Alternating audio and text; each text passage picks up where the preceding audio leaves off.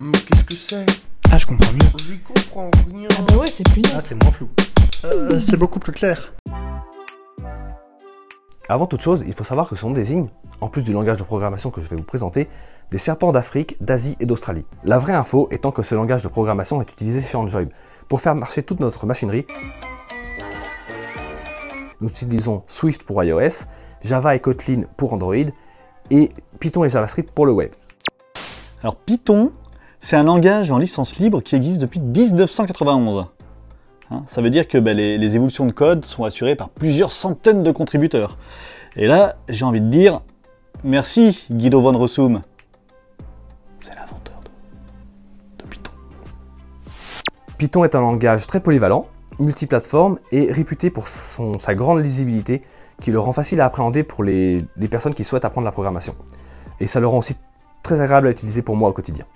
Il tient son nom des Monty Python, qui tiennent eux-mêmes leur nom de la famille de serpents, qui tient elle-même son nom du dragon de la mythologie grecque, qui tient lui-même son nom de la Pythie, l'oracle de Delphes, qui tient elle-même son nom de l'ancien nom de Delphes, Pytho, qui tient son nom... Aucune idée de la provenance du nom de Pytho par contre. Là c'est un mystère. C'est un mystère. Il est aujourd'hui utilisé dans de nombreux domaines, incluant l'analyse de données scientifiques. La première image d'un trou noir a par exemple été générée à partir de bibliothèques d'imagerie en Python, mais aussi le développement d'applications de bureau ou tout simplement pour le web, via sa bibliothèque standard ou via des frameworks comme par exemple Flask ou Django.